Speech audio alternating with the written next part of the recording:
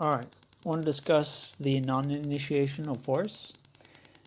Here is just the standard objectivist reasoning that force is anti-mind and by extension anti-life. We don't want any of it. The government cannot have taxes. The constitution should completely forbid any kind of taxation by the government. It has to be totally voluntary. The government has monopoly on the use of force, but it can only do so in retaliation. And it should use force only by objective law that can be observed by anyone, so that they know that, okay, if I do these things, then the government is going to use force and it's going to use it like this. It's very clear. No hesitation and no mystical insight that is going to all of a sudden come down on you if you're a completely innocent person who is just seeking your own happiness.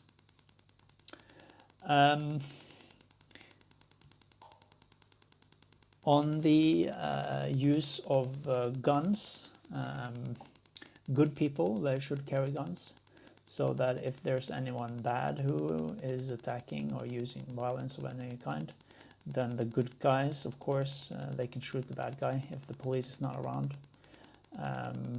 They are at a certain risk of being judged for using force wrongly, but I think that it should be very lenient towards the innocent there. So you have to go by the evidence that you do have in cases like that.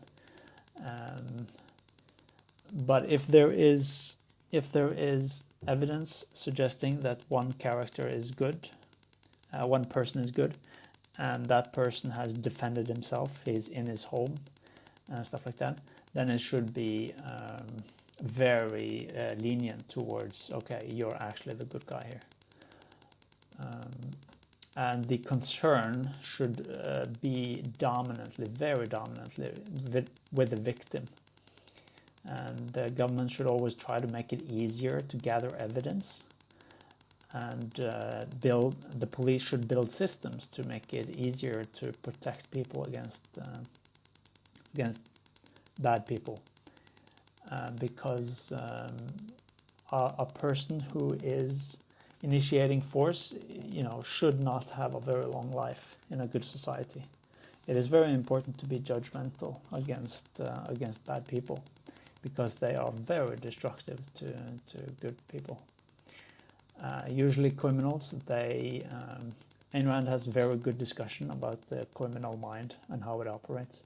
And once you understand how a criminal operates, you just see that there is very little value, if anything, of value to a rational person dealing with a criminal.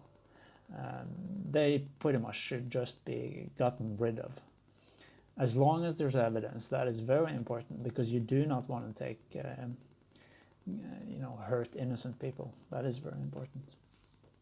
So one way that the government could make it easier to gather evidence is come up with technologies, for example, an application programming interface where you can connect a surveillance camera with your app on a smartphone, so you can just click a button to upload data to the police servers, so that you can quickly and easily help the police in doing its job of finding objective evidence. I found a very strong tendency here, and that is that if people are bad, then they have a very hostile relationship to reality. So they're always trying to not only hide, because there can be very legitimate reasons for being private, but if there's any kind of in a situation where you're dealing with force, usually an honest person will have no trouble at all coming up with evidence for things. And here the police should make it so that it's easy for people to gather evidence all the time and keep the privacy until such a time that they are like, okay, in this situation, I actually, in order to defend myself, I need to show the evidence, right? Because there's cost-benefit analysis there. Privacy is a very good thing, but if it comes to a criminal case, you might want to say that, okay, I'm going to lose some privacy in this case, but I can easily prove that I'm an innocent person, right? So if you have good systems to gather that evidence all the time, and the government does not have access to that information unless the person is giving the data to the government, I think that such systems could be very beneficial in proving who's the good guy and who's the bad guy. And then, of course, it should be very lenient on the good guy and very harsh on the bad guy.